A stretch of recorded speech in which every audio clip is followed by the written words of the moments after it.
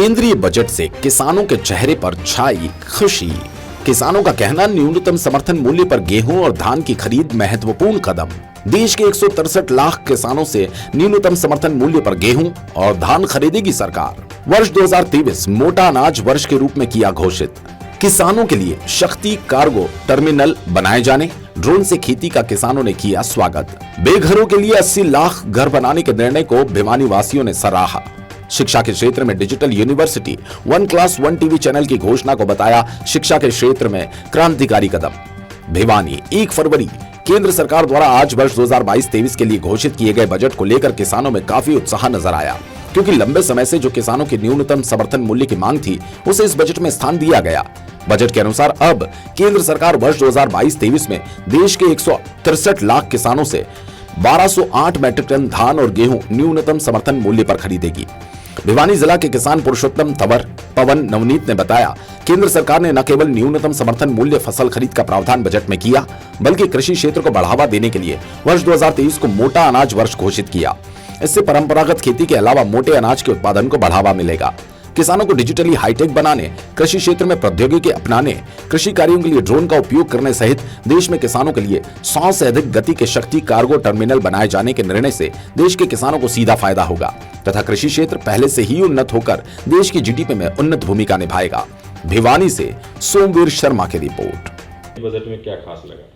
आज जो केंद्रीय वित्त मंत्री निर्मला सीतारमण ने जो बजट पेश किया है उसमें किसान, खास वैसे तो जनहित से ही बजट पेश किया है, खासकर किसानों के हित को देखते हुए उन्होंने बजट में प्रावधान किया है। पिछले कई दिनों से किसानों की मांग थी कि भी एमएसपी कानून बने या उनकी फसलों को एमएसपी समर्थन न्यूनतम समर्थन मूल्य पर खरीदे जाए, उसके लिए बजट में ही प्रावधान कर दिया है। बजट में केंद्रीय मंत्री ने 163 लाख किसानों की जो अब अगले साल है 2022-23 में 1208 MT मीट्रिक टन धान वगैरह की खरीदारी करेगी। इससे किसानों के खाते में सीधी अनाज की जो कीमत होगी वो जाएगी। इससे किसानों को फायदा होगा और जो किसानों को पिछले कई दिनों से मांग चली आई थी वह भी पूरी हो जाएगी।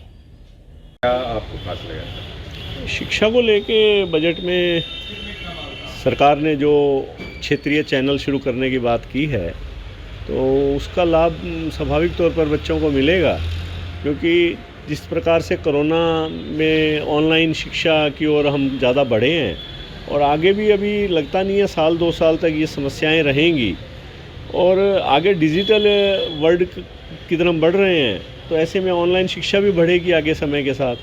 तो ऐसे में अगर ये नए चैनल शुरू हो रहे हैं जो और आज बजट में अनाउंस करा है वित्त मंत्री जी ने, इसका निश्चित तौर पर फ़ायदा मिलेगा।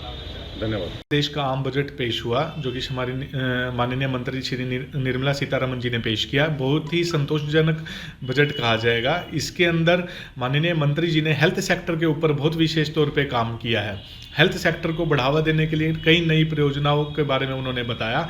इसके साथ साथ ही उन्होंने इस वर्ष को मोटा अनाज वर्ष घोषित किया है। मोटा अनाज के अंदर एक नया किस्म का अनाज है, इसके अंदर प्रोटीन की मात्रा बहुत अधिक होती है, जिससे लोगों का सेहत सही रहेगी, उसके ऊपर काफ़ी ध्यान दिया गया है। और इसके साथ ही किसानों के संयंत्र को थोड़ा सस्ता किया गया ताकि जिससे कृषि को बढ़ावा मिले। हमारा देश वैसे ही कृषि प्रधान देश है। इसके साथ साथ ही देश के अंदर डिजिटल करेंसी को इंट्रोड्यूस किया गया है, जिससे डिजिटल प्लेटफॉर्म पे देश को नई ऊंचाइयां मिलेंगी। इनकम टैक्स के स्लैब में अगर कहा जाए तो कुछ ज़्यादा चेंज नहीं किया गया है, बस यही थोड़ा सा निराशाजनक है बजट के अंदर। बाकी कुल मिला के कहें तो बजट एक संतोषजनक बजट कहा जाएगा। प्रधानमंत्री आवास योजना के 80 लाख घरों बनाने के लिए है ना 48,000 करोड़ रुपये है ना खर्च करने के लिए है ना बहुत अच्छा है ना पीएम ने फैसला लिया है।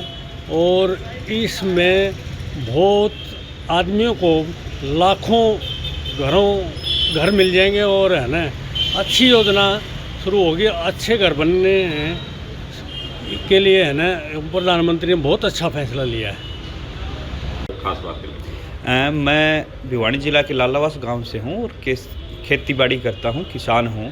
सरकार ने हाल ही में आज बजट पेश किया है। इसमें खेती के ऊपर विशेष फोकस किया है, जिसके माध्यम से जीरो बजट खेती का बजट तैयार किया है, जिससे किसानों को फ़ायदा होगा। इसके साथ ही जो जैविक खेती है उसके ऊपर भी फोकस किया है, ताकि जो हानिकारक चीज़ें हैं वो खेती में ना आए और किसानों की हेल्थ बनी रहे, किसानों के साथ पूरे देश की हेल्थ बनी रहे। इसके साथ ही हाईटेक जो साधन है उनका प्रयोग भी किया जाएगा, जिससे कि किसान की आय बढ़ सके। सरकार बजट में किसानों के लिए इस अब की बार केंद्र सरकार ने जो बजट पेश किया है वो हम किसानों के लिए बहुत ही कारगर और अच्छा सिद्ध होगा। इसमें एक तो वर्ष 2023 को मोटा अनाज वर्ष घोषित की है। इसमें मोटा अनाज का पैदावार बढ़ेगी और नई तकनीक को भी कृषि के साथ सरकार जोड़ने के लिए जा रही है। जैसे ड्रोन से खेती के ऊपर निगरानी रखेंगी। इससे तकनीक अगर कृषि के साथ जुड़ेगी तो अच्छी पैदावार के लिए फ़ायदेमंद रहेगी। और एक जो ट्रेन जो चलाई जा रही है शक्ति कार्गो के नाम से किसानों के लिए, ये भी केंद्र सरकार की किसानों के प्रति अच्छी पहल है। आज के बजट को लेकर के आवास योजना, आज का जो बजट है वो ऐतिहासिक बजट है। आज केंद्रीय वित्त मंत्री श्री रमन ने जो किया है उसमें लगभग 80 लाख लोगों को मकान देने का जो निर्णय लिया गया है वो ऐतिहासिक निर्णय है। और इस पर करीबन 48 लाख करोड़ रुपए का बजट लगेगा और जिससे कि गरीब लोगों को छत मुहैया होगी। ये एक ऐतिहासिक बजट है और इस बजट में कोई भी नया कर नहीं लगाया गया है। इसमें शिक्षा स्वास्थ्य के ऊपर ज़्यादा फोकस दिया गया है। तो हम देश के प्रधानमंत्री नरेंद्र मोदी जी का और केंद्रीय वित्त मंत्री जी का आभार व्यक्त करते हैं।